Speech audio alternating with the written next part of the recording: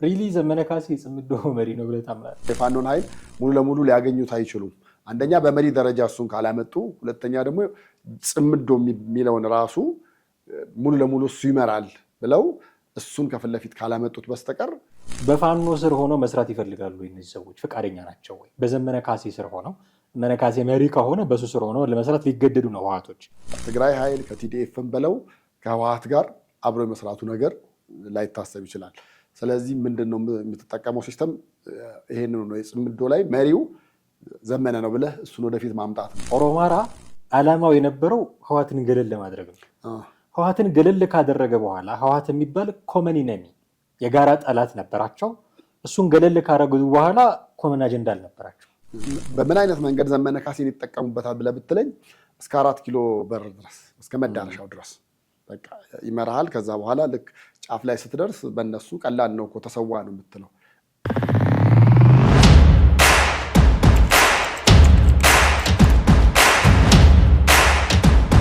ሰላም ጤና ይስጥልን። እንዴት አላችሁ ውድ ቤተሰቦቻችን? ይህ ዘኢትዮጵያ ነው። ወቅታዊ ፕሮግራማችን ወደ እናንተ ማድረስ ጀምረናል። እንደተለመደው ቴዎድሮስ ካሳና አማሃ ደገፋ ከእናንተ ጋር ቆይታ እናደርጋለን። ዛሬ በቆይታችን የምናነሳው ርዕሰ ጉዳይ ዘመነ ካሴን እና ጽምዶን የሚመለከት ነው። ይሄ ጽምዶ የሚባለው ኃይል ተፈጥሯል አልተፈጠረም፣ ገና ነው፣ አይ ብዙ ርቀት ሂዷል፣ ብዙ በርካታ ነገሮች ይነሱበታል።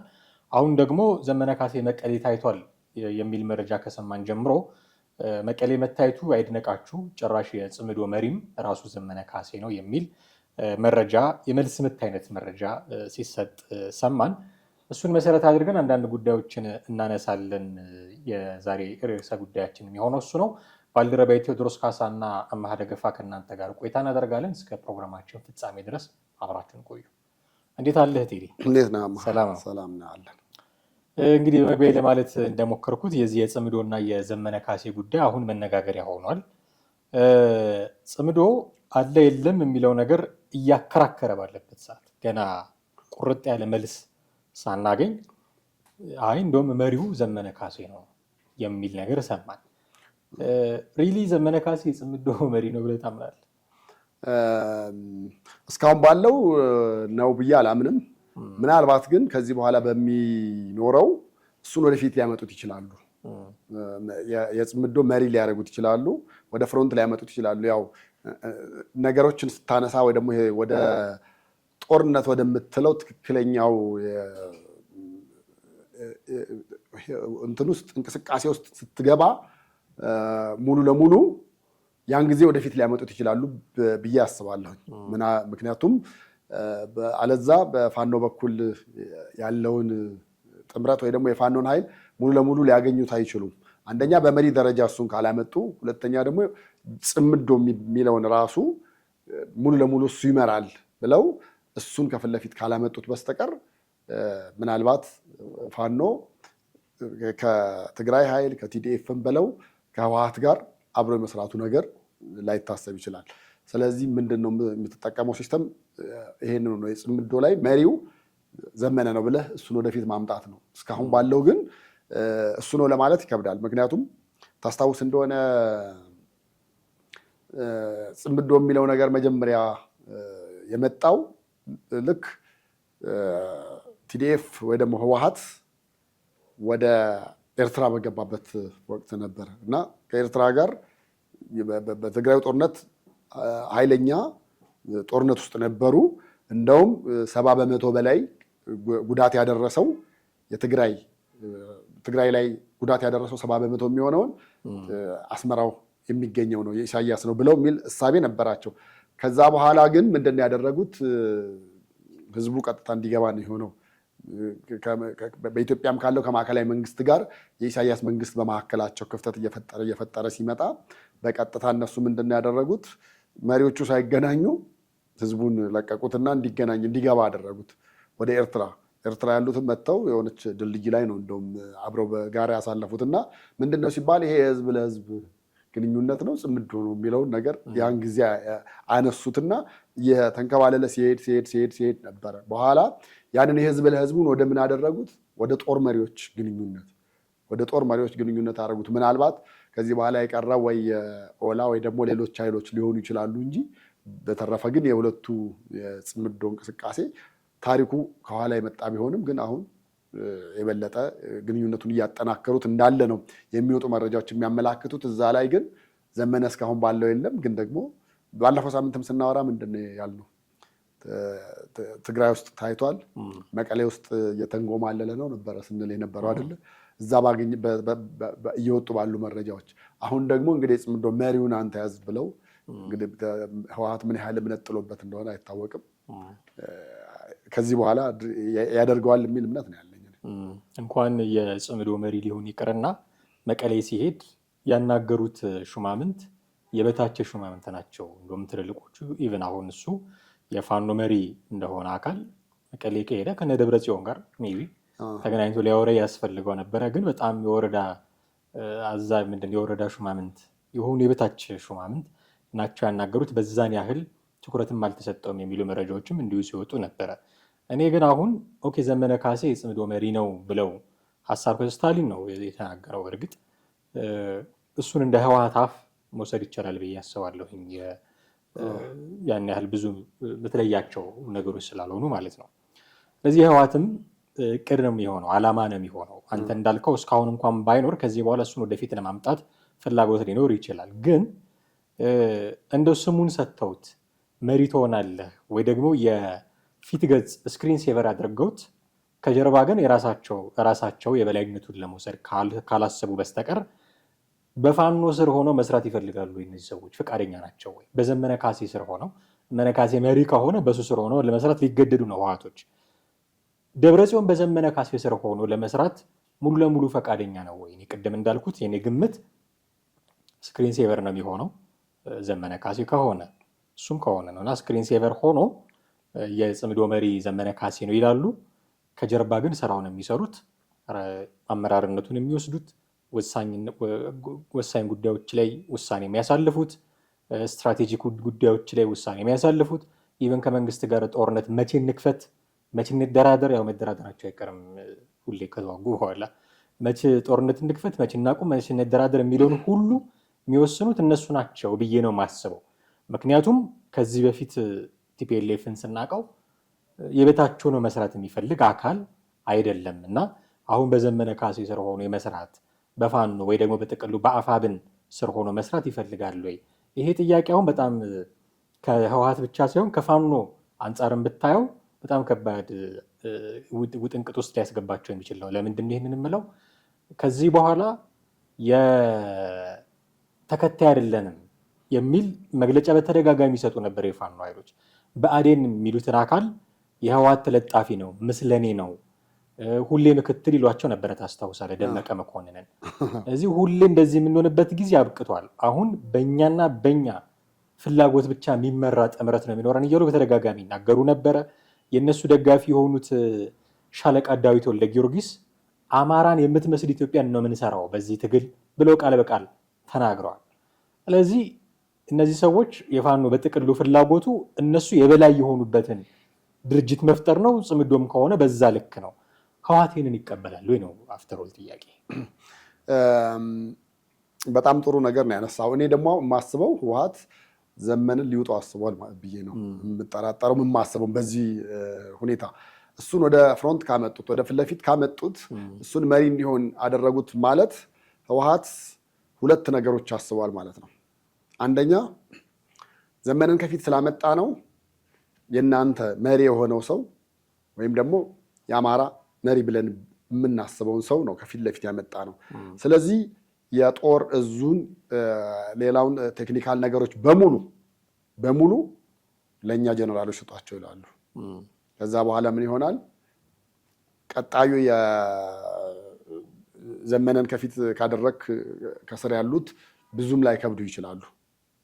ከዛ በኋላ ሊሆን የሚችለው ፋኖ በህወሓት ስር ሆኖ የህወሓት ባህል ጀነራሎች እየመሩት ሊሆን ይችላል። ወደ 4 ኪሎ ግስጋሴን አራዝማለሁ ብሎ ሊያስብ የሚችለው አንደኛ እሱ ነው። ሁለተኛው ቀድሜ እንዳነሳሁልህ ዘመነን ሊበሉት አስበዋል ማለት ነው። እሱን ከፊት ለፊት ያደረጉት ማለት ምክንያቱም የህወሓት እንቅስቃሴ ዛሬ አይደለም ከዛሬ 40 ዓመት በፊት ገና ስልጣን ሳይዝ ኤርትራም ሳትገነጠል በነበረው ሂደት ውስጥ ራሱ የእነሱን ነገሮች ብታያቸው ሙሉ የነ ኢህአፓን በለው የነ መኢሶንን በሙሉ ከተማውንም ትጥቅጥቅጥ እያካሄዱ እንደገና ደግሞ በረሃ ውስጥ የነበሩትን ጓዶች በሙሉ አመራሮቻቸውን የበሉት ልክ በዚህ አይነት መንገድ ነው። ከፊት ያደርጓቸዋል፣ መሪ ያደርጓቸዋል። ከዛ በኋላ ማስወገድ በፈለጉበት ሰዓት በአንድ ጀንበር ከፈለጉ ላይ ያስወግዷቸው ይችላሉ። አለዛ ደግሞ እሱ ላይ የሚያዙ ማስረጃዎች ይኖራሉ፣ ቪዲዮዎች ይኖራሉ፣ የሚሰሩት በሙሉ። በእርግጠኝነት የምነግርህ ዘመነ ካሴ የጽምዶ አመራር ዋና ቢሆን የግል ጠባቂዎቹ የሚሆኑት የህወሓት ሰዎች ናቸው። በቃ ከዛ በኋላ አንተ የድርጅት ነህ ነው የምትባለው። ድርጅቱ በሚልህ ነው። ምናልባት እኮ እነዚህ ሰዎች ምን ሊያደርጉ ይችላሉ መሰለህ? አሁን በሂደት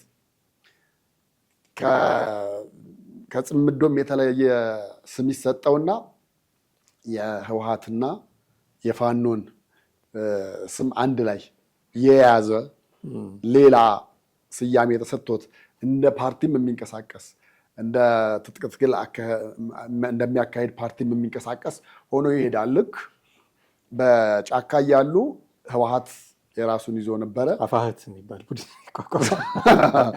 እቺ አሪፍ ነች። እቺ እንደውም ስም ያዟት አፋህት ትባል። ያው ከአፋብን አፋህት ትወስዳለህ፣ ከህወሓት ህትን ትወስድና አፋህት የሚባል ይቋቋማል ማለት ነው። ምናልባት ኦላ ዘግይቶም ቢሆን ሊቀላቀል ይችላል አይደለ? እንግዲህ እሱም ደግሞ ስም እናስብበታለን።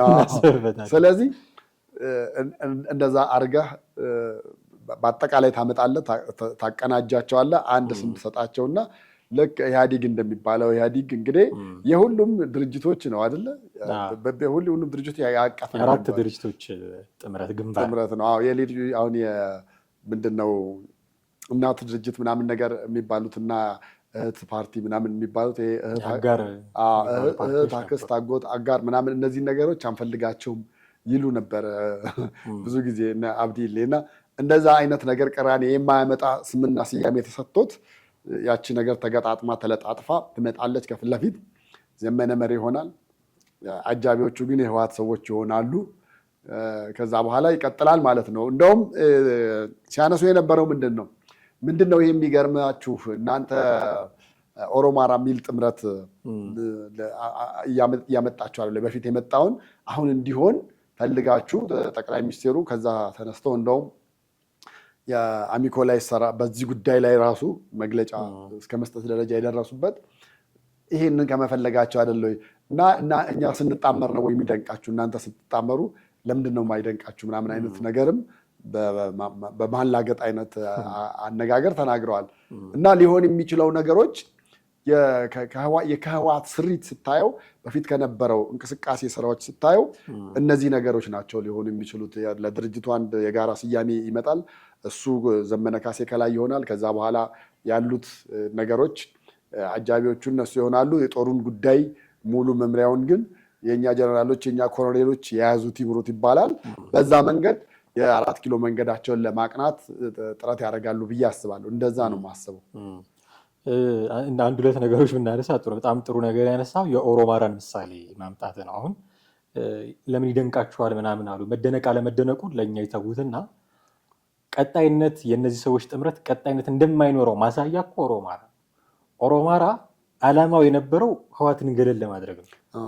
ህወሓትን ገለል ካደረገ በኋላ ህወሓት የሚባል ኮመን ኢነሚ የጋራ ጠላት ነበራቸው።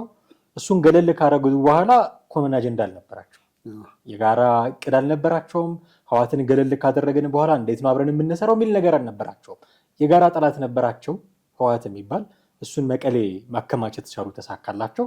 ከዛ በማግስቱ እርስ በርስ መጠላትን የጀመሩት እንደምታውቀው ምክር ቤት ውስጥ ሁሉ እኮ እስከ መነጋገር ሁሉ የደረሱ እያለቀሱ የአማራ እንደዚህ ሲሆን ምናምን እያሉ ያለቀሱ ሴት ሁሉ አስታውሳለሁ። እና የኦሮማራ ትልቁ ችግሩ እንዲበተን ገዱም ወደ ሌላ ቦታ ለማም ወደ ሌላ ቦታ እንዲበተኑ ያደረጋቸው የጋራ ጠላት ህወሓት የሚባል ስለነበራቸው እሱን ማስወገድ ላይ ብቻ የተመሰረተ ጥምረት ስለነበራቸው አሁን ስትመጣም ልክ እንደ ኦሮማራ ነው መሆን እየፈለጉ ያሉት እነዚህ ሰዎች። ስማቸው ምንም ሊሆን ይችላል፣ ቅድም እንዳልነው አፋሃትም ምንም ይሆን፣ ዋና ዓላማቸው መንግስትን ማስወገድ ብቻ ነው። ልክ እንደ ኦሮማራ እነዚህም የጋራ ጠላት አላቸው። ከዛ በኋላ ስላለው ነገር ግን የሚታወቅ ነገር የለም። ኦፕን ስፔስ ነው።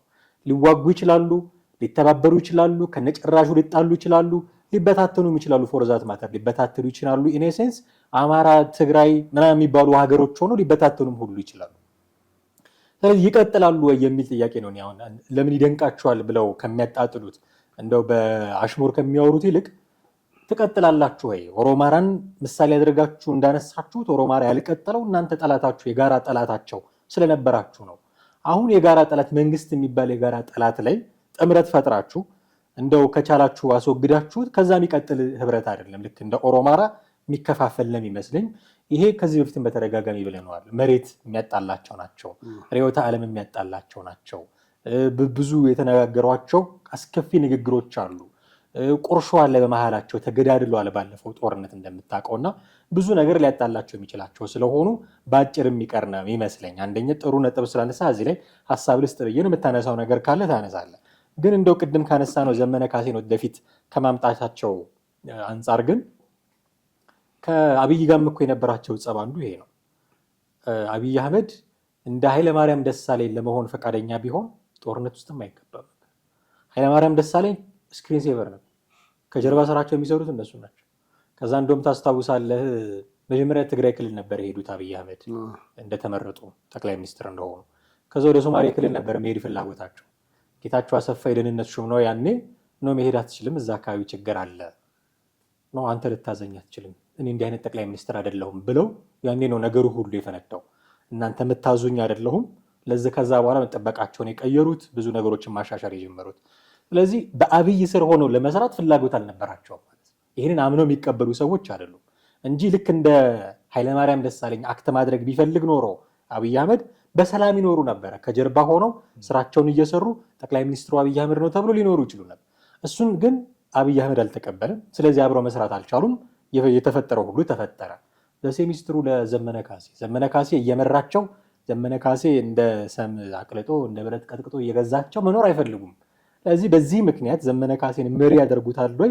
በጣም ትልቅ ጥርጣሬ ስላለ እንግዲህ እኔ ምን አይነት ሲስተም በምን አይነት መንገድ ዘመነ ካሴን ይጠቀሙበታል ብለህ ብትለኝ እስከ 4 ኪሎ በር ድረስ እስከ መዳረሻው ድረስ በቃ ይመራሃል። ከዛ በኋላ ልክ ጫፍ ላይ ስትደርስ በእነሱ ቀላል ነው እኮ ተሰዋ ነው የምትለው፣ የሆነ ነገር ልታደርገው ትችላለህ። እስከዛ ግን ሙሉ እምነት ኖሮ እሱ ያለው እየተፈጸመ እየተደረገ ይሄድ ቢቀጥል ምን ይሆናል መሰለህ? አንደኛ አሁን ሳይወዱ በግድ አሁን ከፋኖ ጋር እኮ ለመቀላቀል ሀሳብና ፍላጎት ያላቸው ከምንም ነገር በመነሳት አይደለም። አንደኛ የአማራ ክልል መሬት ሳይረግጡ ማለፍ አይችሉም። ሁለተኛ እዛው ባለንበትም እንቀመጥ ብንል አንቀመጥም ነው። ሶስተኛ ደግሞ አሁን በየቦታው ያስቀመጧቸው አርሚ 70 በለው አርሚ 22 አርሚ 7 ምናምን እንደዚህ እያሉ የሚጠሯቸው ኃይላት በሙሉ እየተመናመኑባቸው ነው ያሉት።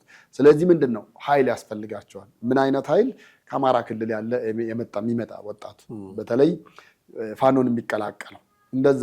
በአንጻራዊነትም ስታየው እኮ በጣም እዚህ ላይ ሁሉም ያውቀዋል ይረዳዋል ብዬ የማስበው ትግራይ ስትሄድ በግድ አንገት ታንቆ ሊሆን ይችላል ትግል ውስጥ ግባ ልትባል የምትችለው።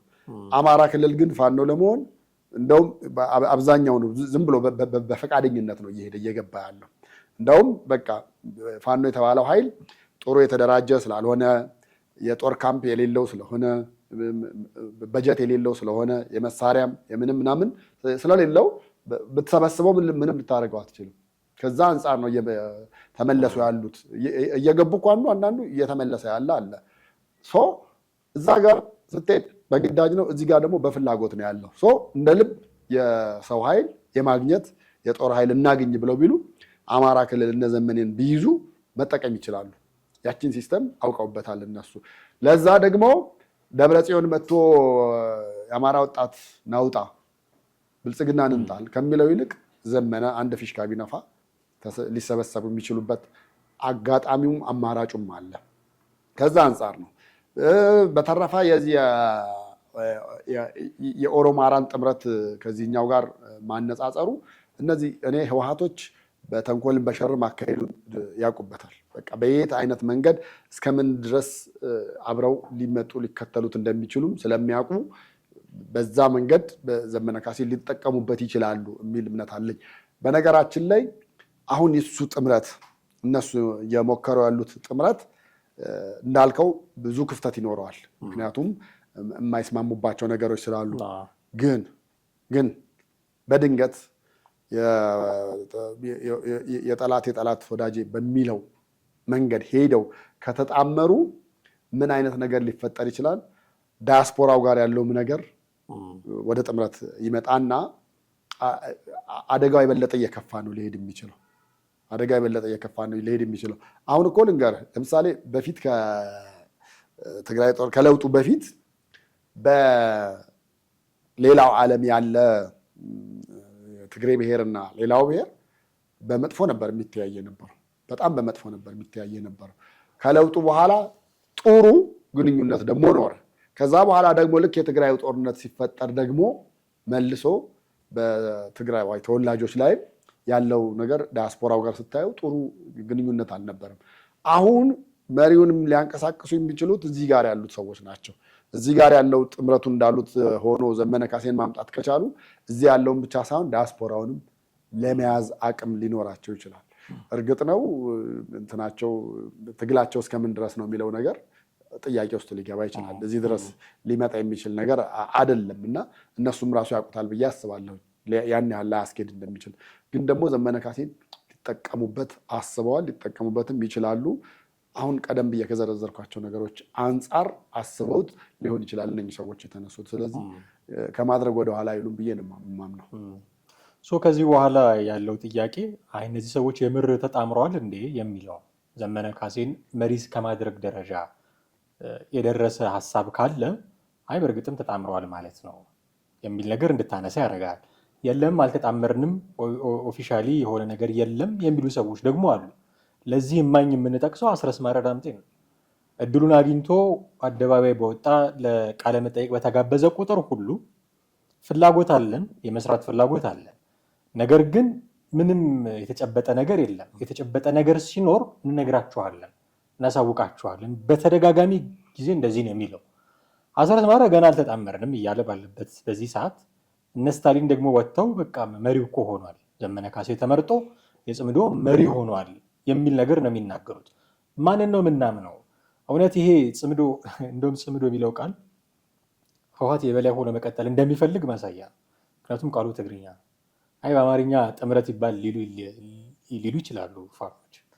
ግን በእርግጥ ኦሪጂናሊ ከኤርትራና ከትግራይ ጥምረት ስለመጣ እንደወረደ እንውሰደውን ብለው ካሉ በስተቀር እንደው ጽምዶ የሚለውን በተደጋጋሚ ሳነሳው በዚህም የበላይነቱ ይገለጻል የሚለውን ለማሳየት ነው። ዋና ነጥቤ ግን ማንን ነው የምናምነው? ስታሊን ዘመነ ካሴን መርጠን መሪ አድርገነዋል እያለ ነው። መሪ ካደረገው በቃ መሬት ይዘዋል ማለት ነው ጽምዶ የሚባለው ነገር።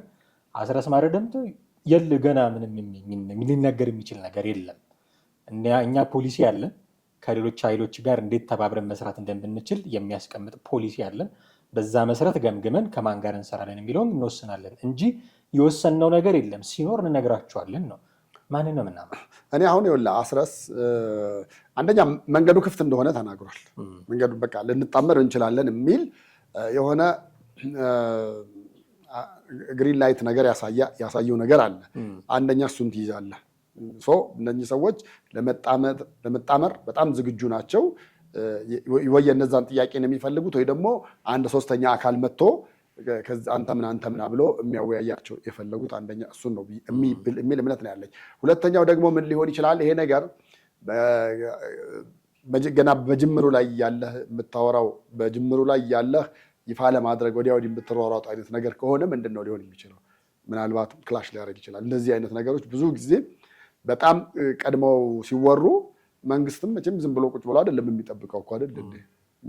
አገር ማስተዳደሩ በአንድ በኩል ቢሆንም በውጭ ጉዳይ በኩል ያሉትን ነገሮች እየተሰራ ቢሆንም ከሰላሙ አንጻር እየሰራ ባለው መንገድ ላይ የነኚህ ሁለቱ ኃይሎች ጥምረት ስኬታማ እንዳይሆን የሚሰራ ስራዎች አሉ። ለነዛም መንገድ መክፈትና ራሳቸውን ለአደጋ ማጋለጥ እንደሆነ ሊሆን ይችላል። ግን እንደነ ስታሊን አይነቶች ደግሞ የሚነግሩ በጣም ብዙ ነገር አለ። እዛ ውስጥ ገና የተደረገውን አይደለም ህወሓት ውስጥ ገና የታሰበውን ገና አስበናል። አሁን በዝግ ስብሰባ ብለው እኮ ነው የሚያደርጉታል። ዝግ ስብሰባ ውስጥ ምንድነው ልትጠብቅ የምትችለው? ምንም መረጃዎች መውጣት መቻል የለባቸውም የሚለው ነው አይደል? አሁን አብዛኛው ስብሰባቸው ከዝግም የበለጠ የባሰ ሆኗል። ምክንያቱም ግራውንድ ውስጥ ነው የሚሰበሰቡት። ምንም አይነት የበላይ አመራሮች ካልሆኑ በስተቀር ስልክ ይዘህም እንዳትገባ ምናምን በጣም ከፍተኛ ጥንቃቄ እያደረጉ እየተሰበሰቡ ያ መረጃቸው አሁን እየወጣ ነው። እንግዲህ ከጽምዶ ጋር የሚኖረውን አካሄድ እየተነገረ ያለው እና ቅድም አንተ እንዳነሳው የህወሓት አፍ ነው ብለናል። ይሄ ሰውዬ ይሄ አፍ የሆነው ሰውዬ ደግሞ አንድም ፍንጭ ሳያገኝ ወይ ደግሞ አንዲትም ነገር ሳይኖር ይሄን ነገር አነሳ አወራ ምናምን ብለህ ልትለው የምትችለው አይደለም። አሁን ያሉት የህወሓት አመራሮች ምናልባት የጦር ሲስተሙን ሌላውን ነገር እናውቀዋለን የኖርንበት ነው ምናምን ብለው ሊሉን ይችሉ ይሆናል። ከዛ በዘለለ ግን አመራሩ ላይ ግን ሳይወዱ በግድ ማምጣት ግዴታቸው ሊሆን የሚችልበት መንገድ አለ። አንደኛ። ሁለተኛው ደግሞ ይሄ ነገር መቼም ዝም ብለህ ተነጋግረህ አዎ በቃ ልክ ነው ምናምን ቻው ተባብለህ የምትሄደው ነገር አይደለም። ራሱን የቻለ ዶክመንት የሚያዝ ይኖራል። የምትፈራረማቸው ፊርማዎች ሊኖሩ ይችላሉ። ለምን ይሄኛው የዛኛውን ቀይ መስመሮች እንዳያልፍ እንደገና በስምምነቱ በጋራ ጥቅም ብቻም አይደለም ሚዲያ ላይ ወጥቶ በሚነገሩት እና በማይነገሩት ላይም እንኳን እነዚህ ነገሮች መነገር አለባቸው፣ እነዚህ ነገሮች መነገር የለባቸውም። ለምሳሌ የመሬቱን ጉዳይ አነሳዋል። በሱ ጉዳይ ማንም መግለጫ እንዳይሰጥ ሁሉ ልትባል ትችላለህ። እነዛን ይሄ ክፍተቶቹን ልዩነቶቹን ለማጥበብና ለመሸፈን ለጊዜውም ቢሆን አግሪመንቶች ስለሚኖሩ ከነዛ በኋላ ነው ይፋ ሊወጣ የሚችለው ብዬ የማስበው። እንደዛም ሆኖ ግን ይሄ ግሪን ላይት ያሳየን ነገር ለቀላል ነው ብለህ ልትለው የምትችለው ነገር አይደለም ነው የምልህ። ወደዛ እንደሚያመራ የተሻለውም አማራጭ እንደዛ ይሆንልናል ብለው እንደሚያስቡ ምንም ጥርጥር የለውም። እንግዲህ የእነዚህ ሰዎች ጥምረት አንድ የመጨረሻ ነገር እናንሳ ብዬ ነው። የሚጣመሩት ብቻቸውን ስላልቻሉም ነው ብለዋል ጠቅላይ ሚኒስትሩ ባለፈው በኦቢኤን ላይ በኦሮምኛ ቋንቋ ባደረጉት ቃለ ምልልስ እና ብቻቸውን ስላልቻሉ ነው የሚጣመሩት፣ መጣመራቸው ደግሞ ያልተቀደሰ ጋብቻ ነው ብለው ሰይመውታል። እውነትነት የለውም። ብቻቸውን በተናጠል መንግስትን ማሸነፍ እንደማይችሉ ማሳያ የሆኑም ጠቅላይ ሚኒስትሩ በዚህ ረገድ ልክ አይሆን? እኔ ሁለት ነገር ነው እዚህ ላይ የማስበው። 50-50 ነው የጠቅላይ ሚኒስትሩ ንግግር። ሊሆንም ላይሆንም ይችላል። ካልተጣመሩ ማሸነፍ አይችሉም። አዎ ህወሓት ካልተጣመረ ላይችል ይችላል። ግን አሁን ፋኖ የተባለው ኃይል